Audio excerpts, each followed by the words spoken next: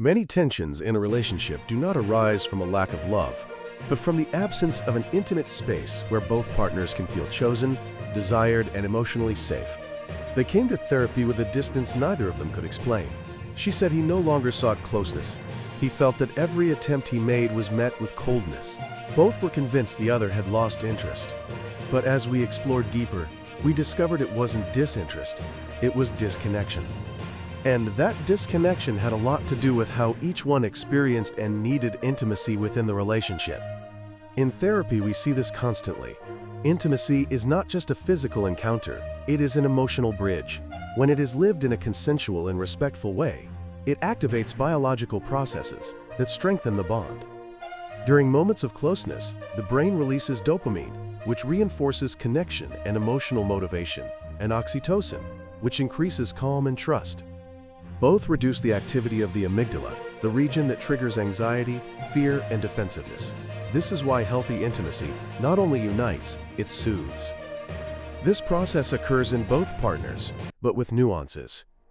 Dopamine, the neurotransmitter of reward, activates in men and women, though it often expresses differently. In many men, it generates a strong impulse toward connection and focus. In many women, it integrates more with brain areas linked to emotional bonding, associating the intimate experience with feeling chosen and valued. Oxytocin, the bonding hormone, also acts in both. In many women, it deepens the sense of emotional safety. In many men, it softens internal tension and facilitates emotional openness. Together, dopamine and oxytocin inhibit the amygdala and allow the couple to feel safer, closer, and less reactive. When the couple understands these differences, not as absolute rules, but as studied patterns, they stop interpreting intimacy as an obligation or demand and begin to see it as a space that nourishes the bond in different ways for each partner.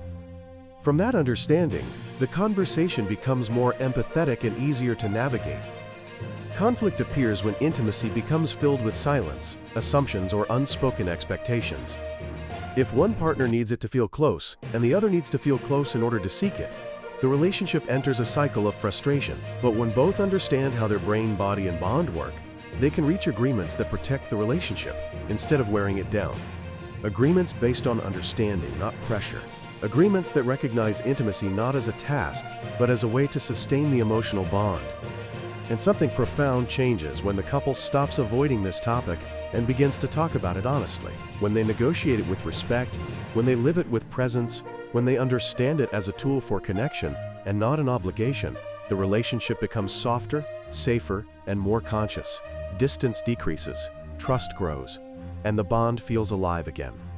In my book, The Relationship, the Third Element, I explain how to heal that space, how to rebuild emotional connection, and how to feel once again that both partners are walking in the same direction. If this message resonated with you, my book is available for you. You can find the link in the description. Click the link and access the library of therapeutic books